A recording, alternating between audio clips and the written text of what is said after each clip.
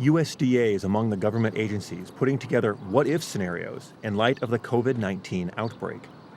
Schools that close for an extended period of time would leave students who depend on free and reduced lunch without regular food. A program first used in 2009 called Pandemic Supplemental Nutrition Assistance Program, or PSNAP, could be re-implemented. More money would be put on SNAP cards to allow purchase of food if schools shut down for an extended period of time. The administration is going to every department of government where there's certain programs that are already authorized that they can institute by the secretary of that department instituting them. I think the president's going to have those go forward. The House spent the bulk of the week putting together a stimulus plan to aid paychecks, businesses, and others impacted by the pandemic. Deferring tax payments or other temporary repeals of taxes may be implemented to assist Americans. It's like the house is on fire. People are concerned about their health and the health of their children.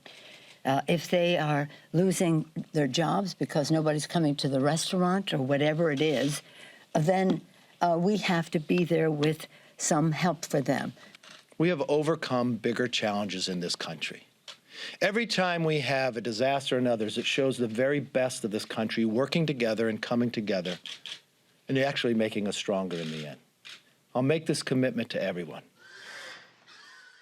The National Pork Producers Council is warning the White House the virus is exacerbating the already tight labor challenges facing the industry.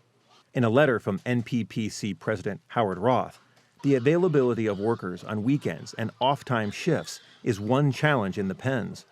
But Roth adds the closure of schools forcing farm or factory-working parents to stay home is already a concern, adding, "The specter of market-ready hogs with nowhere to go is a nightmare for every pork producer in the nation. It would result in severe economic fallout in rural communities and a major animal welfare challenge." The NPPC is asking for expedited worker visas to help avoid bottlenecks in the supply chain. My fellow Americans, tonight I want to speak with you about our nation's unprecedented response to the coronavirus outbreak. The president spoke to the nation Wednesday night and did little to stabilize the stock market. Those on the exchange were left with uncertainty over the economic impact of the virus, as trading on the S&P 500 was halted for part of Thursday after a sell-off of 7% triggered financial curbs. At the end of Thursday, the biggest point drop in the Dow's history was in the books.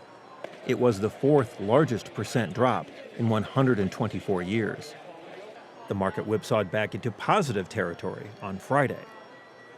U.S. oil producers are caught up in ongoing tensions between Russia and OPEC over production levels.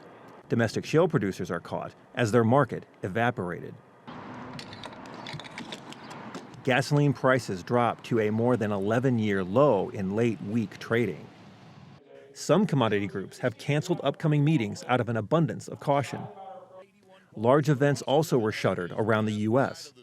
The Houston Livestock Show and Rodeo was already at the midpoint of a 20-day run when organizers and city officials ended the gathering early.